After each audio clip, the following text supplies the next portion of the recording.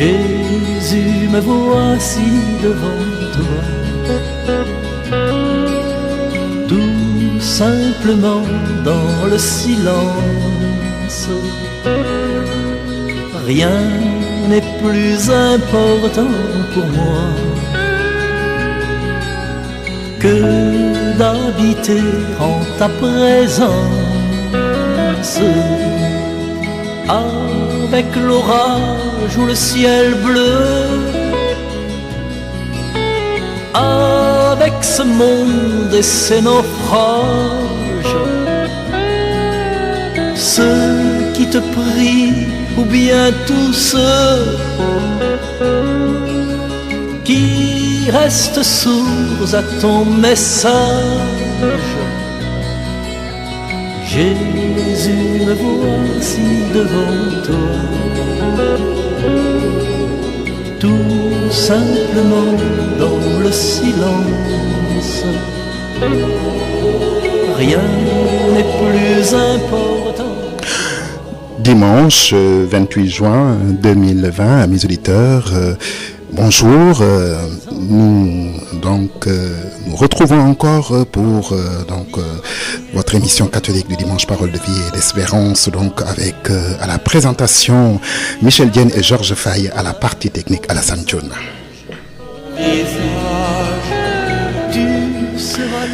Aujourd'hui donc nous sommes au 13e dimanche du temps ordinaire de l'année A.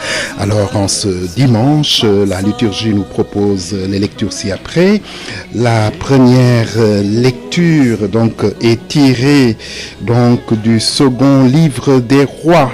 Second livre des rois, au chapitre 2, les versets 4, puis les versets 8 à 11 et enfin des versets 14 à 16. La deuxième lecture est tirée de la lettre de Saint Paul apôtre aux Romains au chapitre 6, les versets 3 à 4, puis 8 à 11.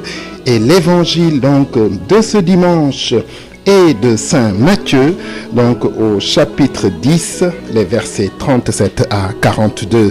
Alors, amis auditeurs, vous avez là les textes de ce 13e dimanche de l'année A, que nous allons voir tout à l'heure, dans un instant, en fait. Et en attendant, je vous propose d'entendre un peu de chant choral pour commencer.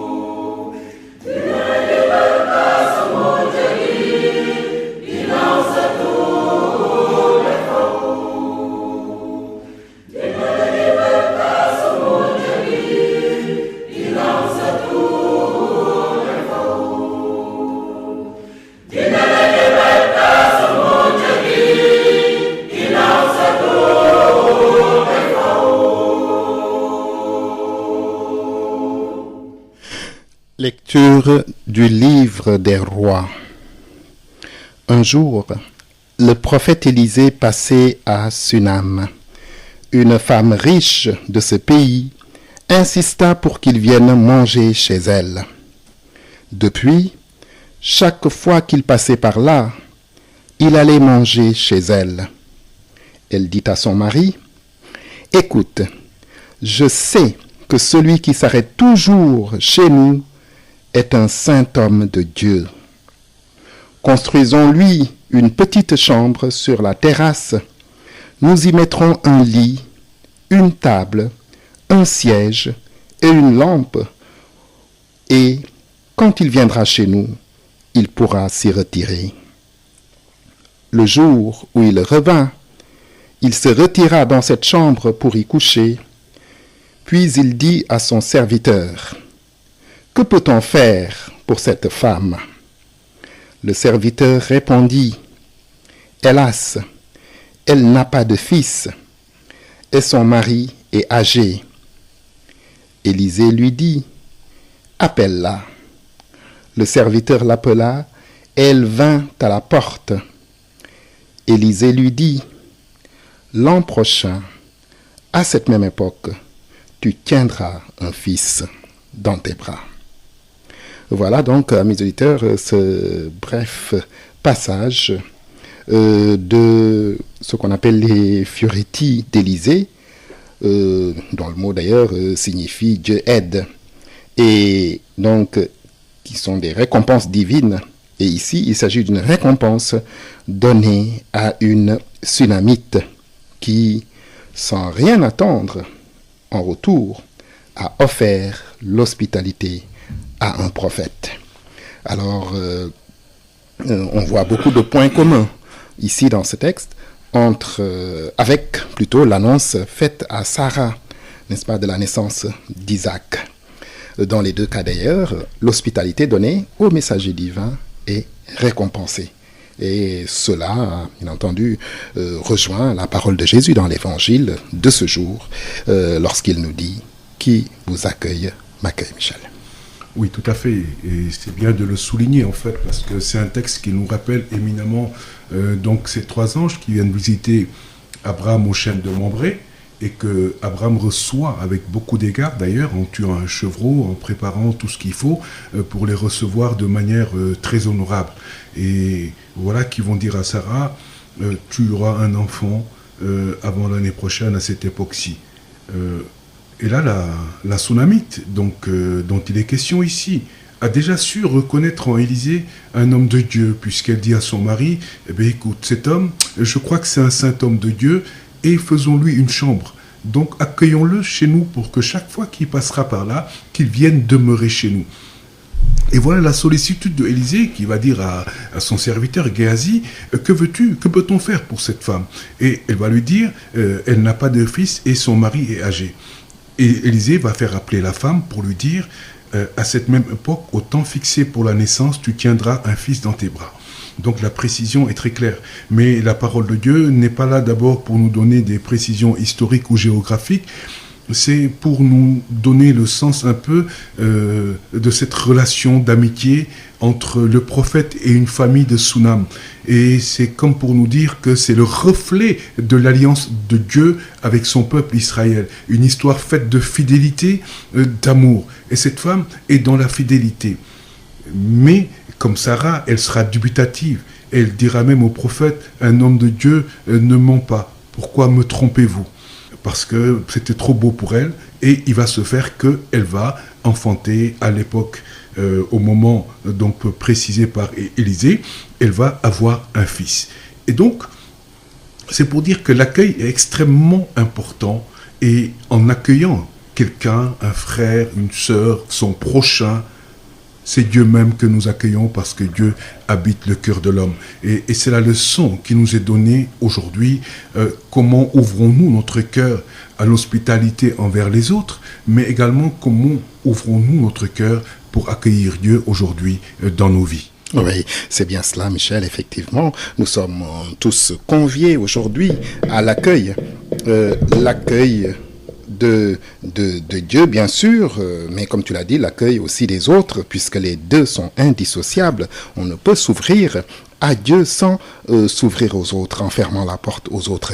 Mais en ces temps, ou en tout cas aujourd'hui, dans le monde où nous vivons, même dans notre pays qui est semble-t-il le pays de l'hospitalité, de la teranga, eh bien, on est peut-être de moins en moins porté vers cette teranga ou cette hospitalité. On est un peu plus méfiant parce qu'on se dit, oui, mais il y a tellement de gens faux que finalement, on ne sait plus faire démêler le vrai du faux, Michel.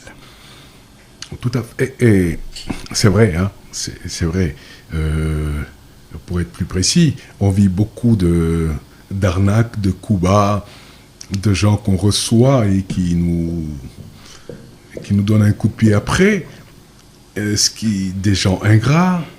Je me rappelle encore quelques décennies derrière, on avait des maisons où on accueillait beaucoup de gens qui venaient du village, etc., qui demeuraient là, qui mangeaient dans la maison, qui avaient donc pratiquement un statut de fils dans la maison. Et bon, le retour d'ascenseur n'a pas toujours été ce qu'il devait être, d'où peut-être après, les générations qui viennent après, vont se dire, ah non, ben écoute, nous on fera pas comme nos parents, nous allons peut-être nous recentrer un peu plus sur nous-mêmes et nos enfants. Bon, c'est un peu logique, un chat échaudé craint l'eau froide. Mais, ce qui nous est dit ici, c'est que la charité se discerne aussi.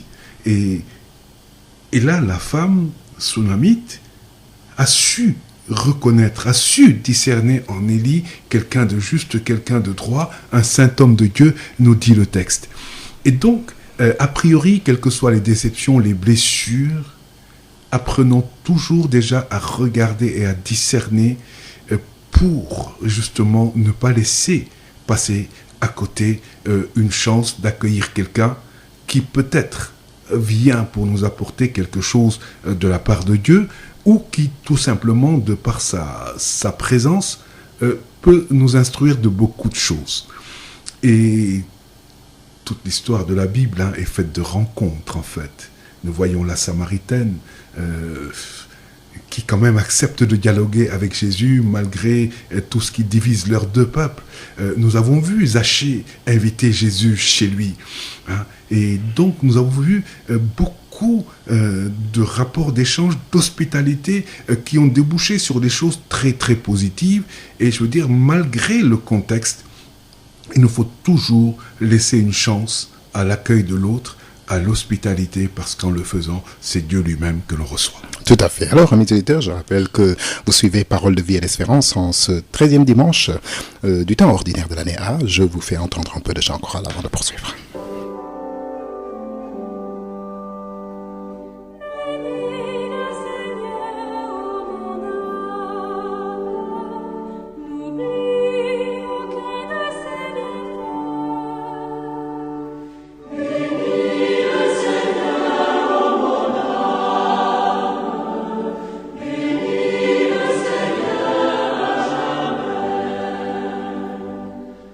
Si tu me vois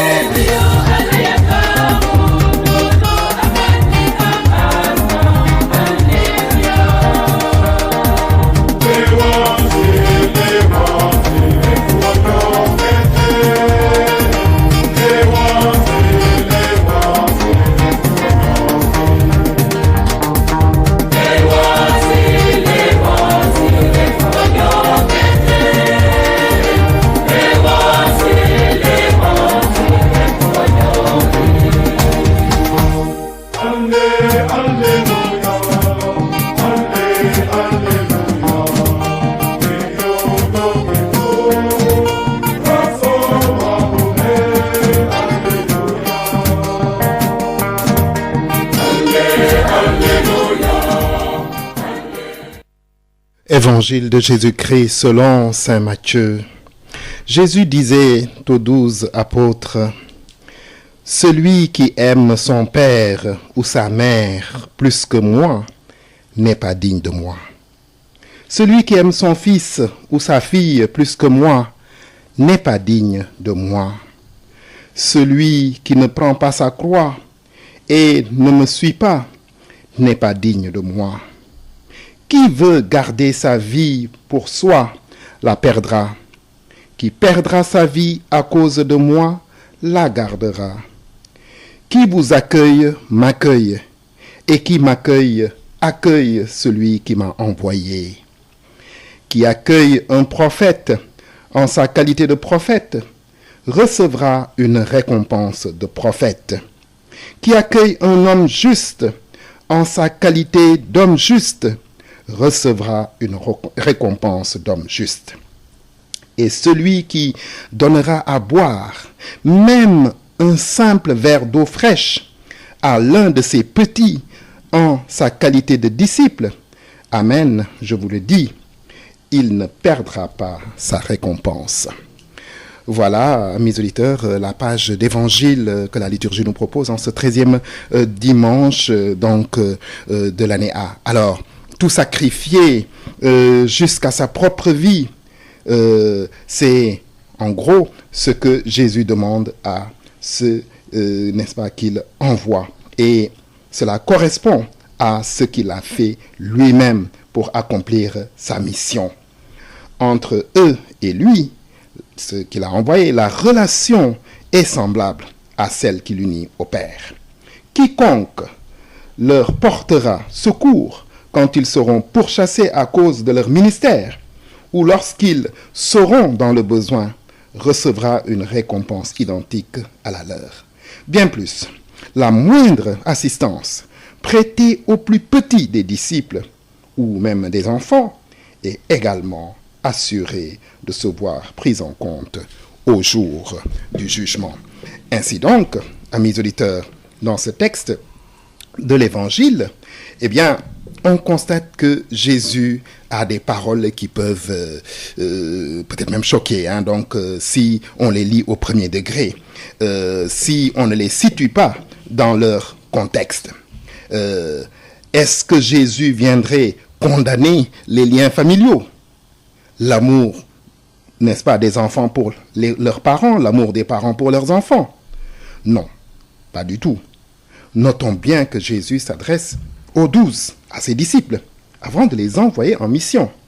C'est donc à ces missionnaires que Jésus s'adresse lorsqu'il dit « Qui aime son père ou sa mère plus que moi n'est pas digne de moi ».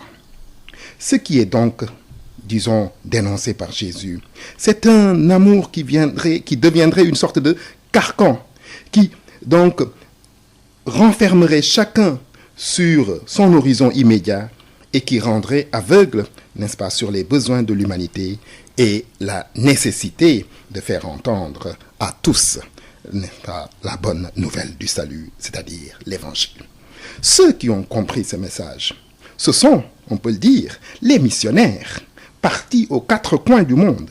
Ce sont les religieux, contemplatifs, n'est-ce pas, ou tous ceux qui, n'est-ce pas, coopèrent, collaborent à l'évangile, à ce que l'évangile soit connu de tous.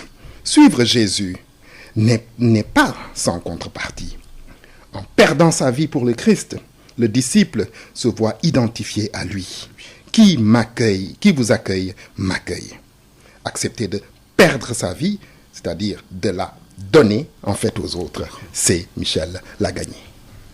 Oui, si le grain de blé ne tombe en terre, s'il ne meurt, il reste seul, mais s'il meurt, il porte beaucoup de fruits, et c'est un fruit qui demeure, nous dit Jésus dans l'évangile de Saint Jean, puisque ce passage où il dit celui qui ne prend pas sa croix et ne me suit pas, en fait, dans les synoptiques, correspond à ce passage dans Saint Jean, et cela nous permet de mieux comprendre ce que Jésus est en train de vouloir nous dire aujourd'hui, c'est-à-dire le fait d'être chrétien, d'aller en mission.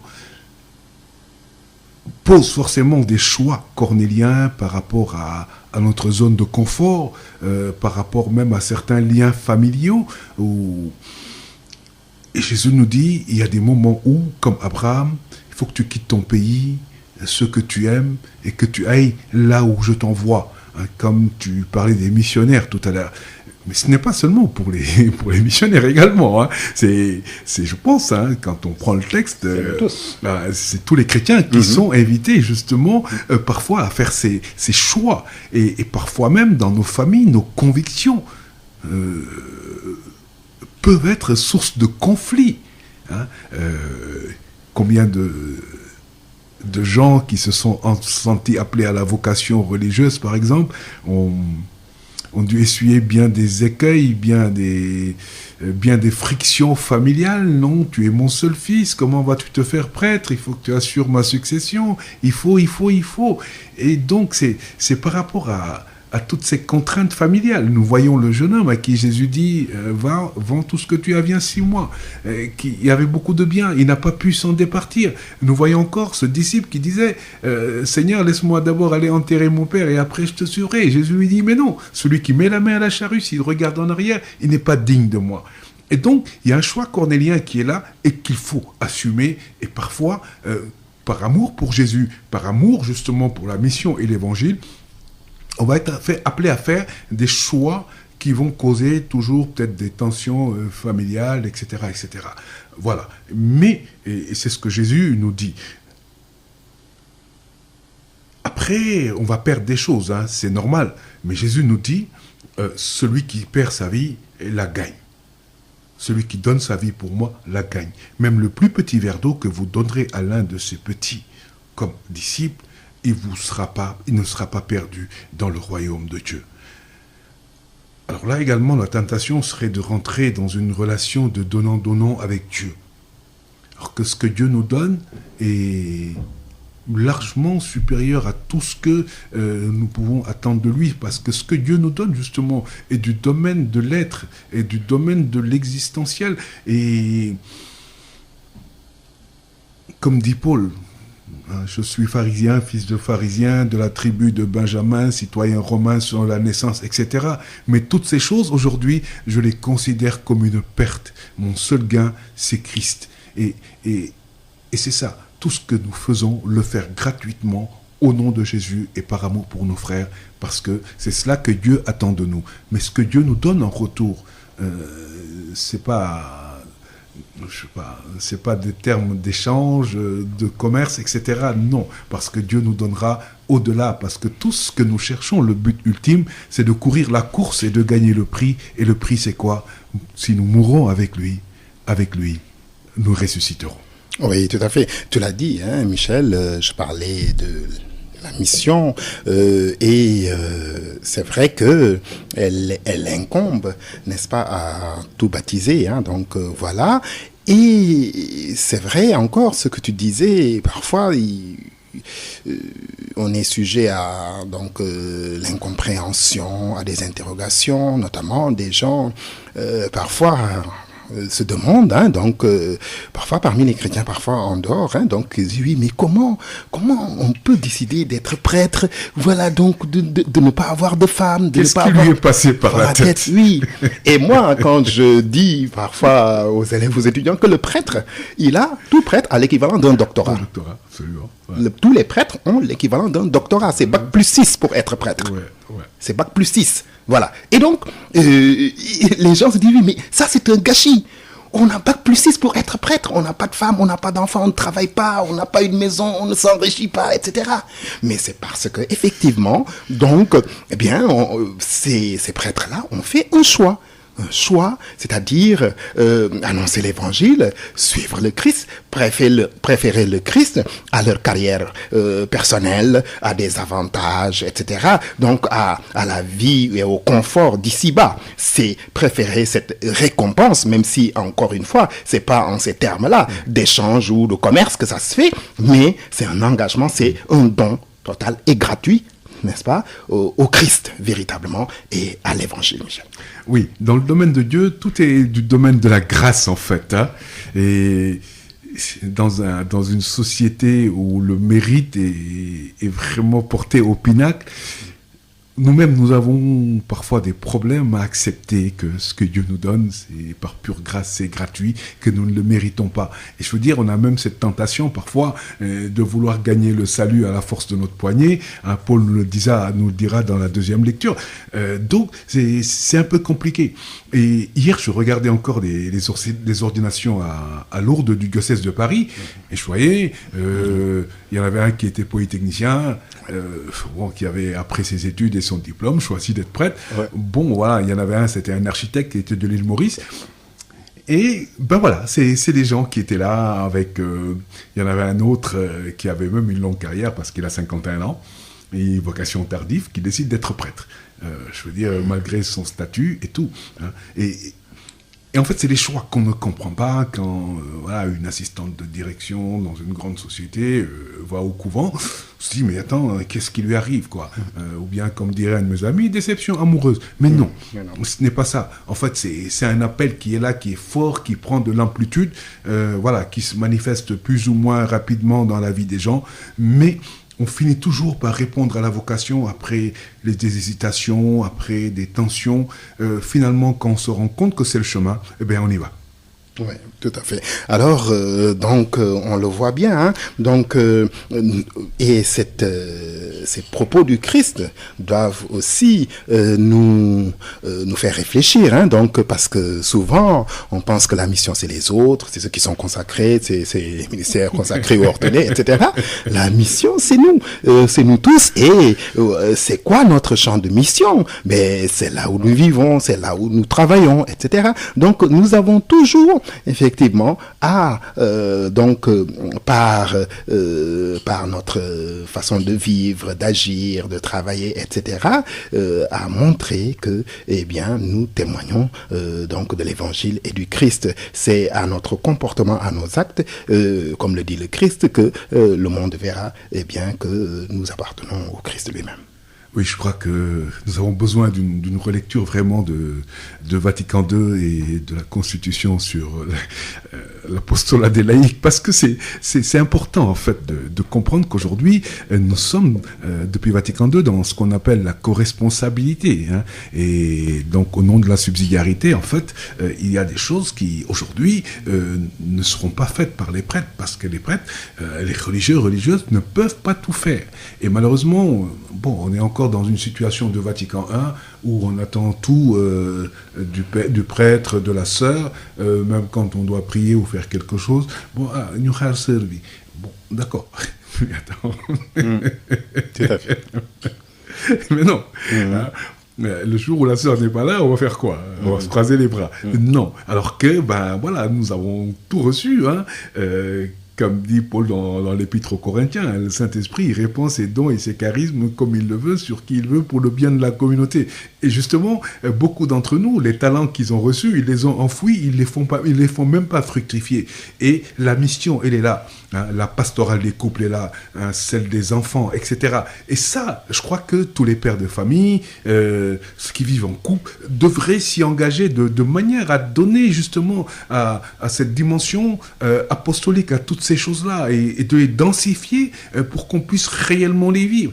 Alors, quand chacun reste chez toi en se disant, bon, tiens, il y a Georges qui est déjà là-dedans, ben non, pose-toi la question, comment est-ce que je peux donner un coup de main à Georges? Ou alors, qu'est-ce que je peux faire que Georges ne fait pas? Et c'est cela, parce que chacun de nous a une destinée, personne n'est irremplaçable, mais chacun est indispensable. Et c'est comme ça qu'il nous faut comprendre le problème, pour nous dire, je ne peux pas rester chez moi, je n'ai pas le droit de croiser les bras, il faut que je prenne ma part du travail. Voilà. Et enfin, dernier propos du Christ qui mérite qu'on s'y arrête, il dit effectivement, celui qui ne prend pas sa croix et me suit n'est pas digne de moi. Et ça, c'est véritablement chacun de nous individuellement qui est interpellé. Donc, pour être digne du Christ, il faut prendre sa croix et marcher à sa suite. Oui, mais on se dira après, la croix c'est quoi? C'est vrai, personne n'a envie de porter la croix. Le Christ est tombé plusieurs fois, hein. C'était pas facile. Facile. Ouais. Mais se dire que cette croix, Christ la porte avec moi, et que chacun de nous n'a que la croix qu'il peut porter. Et donc, la croix, c'est pas d'abord des épreuves, c'est pas d'abord des souffrances. La croix, c'est la victoire. C'est pas souvent la réalité. Enfin, c'est pas souvent les apparences masquent parfois la réalité, parce que ce que nous voyons avec nos yeux de chair n'est pas toujours ce qui est vrai. Jésus sur le bois de la croix, tout le monde voit l'échec d'une mission. Il n'y a que le centurion, qui était un païen, qui voit le voile se déchirer et qui dit celui-ci est vraiment le Fils de Dieu. Quand tout le monde voyait un échec, Paul nous dit, il a cloué sur le bois de la croix la cédule de notre dette qui nous était contraire. Il a dépouillé puissance, domination, et il les a donnés en spectacle à la face du monde en les traînant dans son cortège triomphal.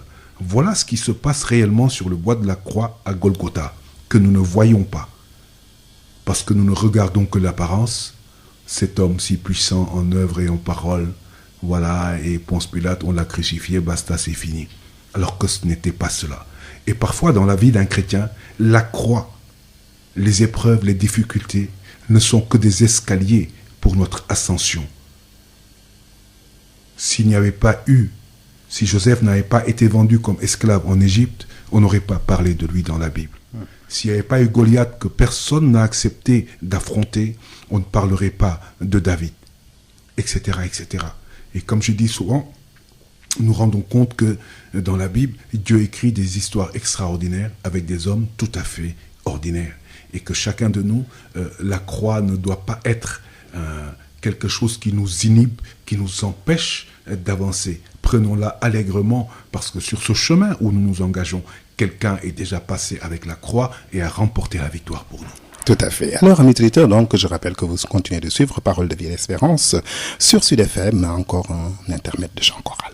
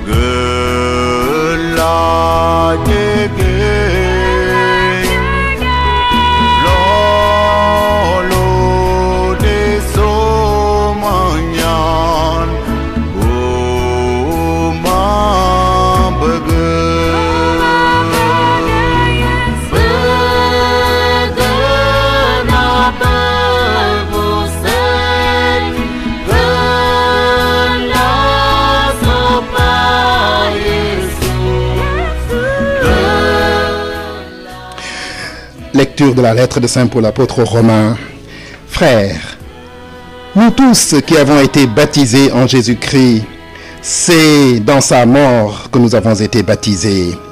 Si par le baptême dans la mort, nous avons été mis au tombeau avec lui, c'est pour que nous menions une vie nouvelle, nous aussi, de même que le Christ, par la toute-puissance du Père, est ressuscité d'entre les morts.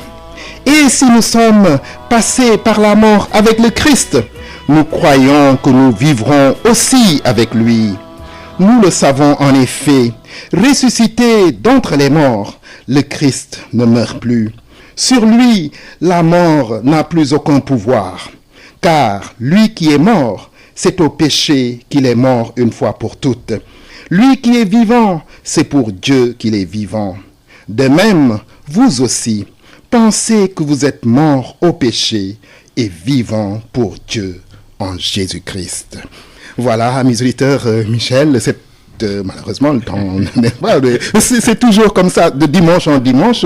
Eh bien, nous voyons, n'est-ce pas, ces textes extraordinaires, hein, donc de Paul, véritablement. Et il nous dit ici, en somme, que en mourant sur la croix, Jésus lui-même a détruit la mort. C'est par le baptême que nous sommes associés à cette mort qui a eu lieu une fois pour toutes. Si nous sommes morts avec Christ, c'est pour que nous menions une vie nouvelle en Christ. C'est dans la foi que nous pouvons vivre de cette vie de ressuscité qui est celle, n'est-ce pas, même du Christ, Michel. Oui, Jésus rompt justement cet engrenage du péché par sa mort, de même manière que Moïse a rompu l'engrenage de la captivité en libérant son peuple. Parce que, comme il dit dans 1 Corinthiens 10, nos pères étaient tous sous la nuée, ils passèrent à travers la mer et ils furent baptisés en Moïse. Et donc, nous baptisés en Jésus-Christ. Donc, l'engrenage de la mort et du péché est brisé en nous. Et c'est ce que Paul nous dit, le salut est gratuit par la foi. Oui, c'est bien cela, Michel. Alors, c'est bien fini, amis auditeurs. C'était donc votre émission catholique du dimanche, Parole de vie et d'espérance sur Sud FM Sen Radio, avec à la présentation Michel Dienne et Georges Faye, à la partie technique Alassane Thioune. Merci pour votre aimable écoute et à bientôt sur cette même antenne.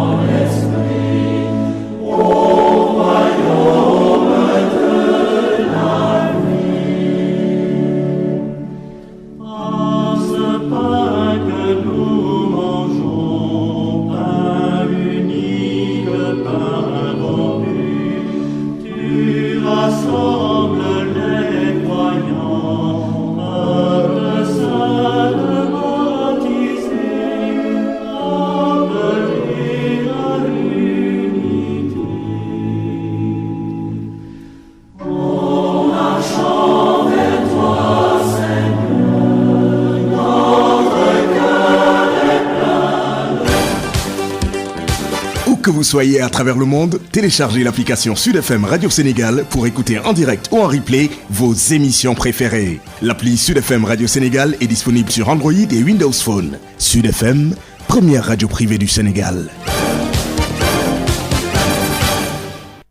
Sud FM. Il est 10h.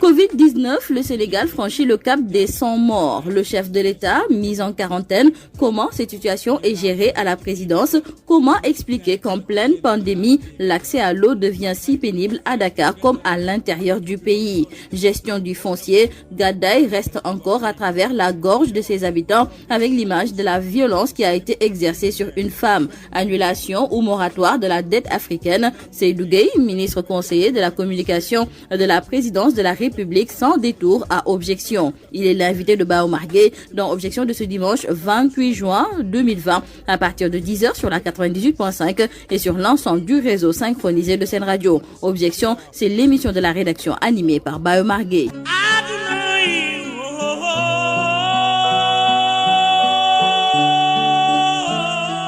Mesdames, Mesdemoiselles, Messieurs, encore une fois, bonjour et merci de suivre votre émission Objection.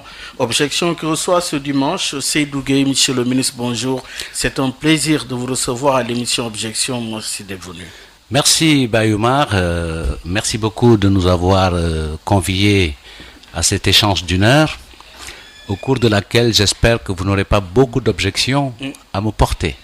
Merci beaucoup, Monsieur le ministre. Pour rappeler à nos auditeurs que vous êtes ministre conseiller en charge de la communication de la présidence. Vous avez été, Seydou Gueye, 2 fois secrétaire général du gouvernement, puis porte-parole du gouvernement.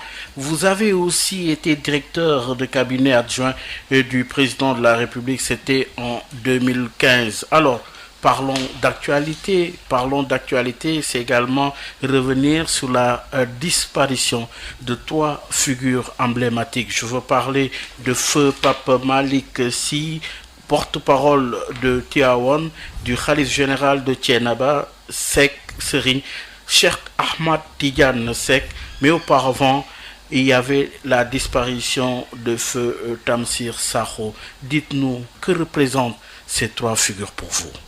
Merci Baye Oumar, merci encore une fois et un bonjour très, très amical aux auditeurs de Sud FM. Comme vous l'indiquez bien, c'est une grande perte pour l'islam puisque ce sont 3 grandes figures de l'islam. Je voudrais avant tout présenter mes condoléances à la Oumma islamique et plus particulièrement au khalife général des Tidjanes, notre père, Serigne Babacar Sy Mansour, dont on connaît la relation très proche qu'il entretenait avec Pape Tafsir Sakho, puisque moi je l'appelle ainsi, et Serigne Pape Malick Sy, et naturellement avec le khalife de Thiénaba. C'est la Tidjania. C'est la Tidjania, donc condoléances renouvelées pour ces serviteurs de l'islam. Pape Tafsir Sakho, je l'appelle comme ça, et d'une conversation très succulente, érudit de l'islam, et un homme d'une modernité déstabilisante. J'avais l'avantage de l'appeler camarade, comme il m'appelait camarade, pour des relations dont je tairais un peu les fondements. Mais en tout cas, c'était un homme de bien. Pour Serigne Pape Malick Sy, je n'ai pas eu, au-delà des contacts et des relations à l'occasion d'événements publics, j'ai eu la chance, il y a peut-être 4 mois, 5 mois de ça, d'avoir le bonheur d'une conversation de 2 heures avec lui, ici même, dans cette cité Keur Gorgui, où était sa résidence. Comme le dit le président Macky Sall quand il a présenté ses condoléances, c'était un homme d'une exquise courtoisie. Moi, j'ai eu le bonheur d'échanger avec lui et d'apprendre beaucoup, puisqu'il m'a donné beaucoup de choses que je retiens aujourd'hui comme des enseignements. Ce qui me semble essentiel, c'est un homme qui avait compris la relation féconde qu'il doit y avoir entre la spiritualité et la démocratie pour comprendre et expliquer l'énigme du politique. Il m'a laissé, au sortir de cette conversation, qui était la seule conversation que j'ai eue avec lui dans le privé, des enseignements qui ont été nourris par sa grosse expérience, sa grande expérience, mais aussi son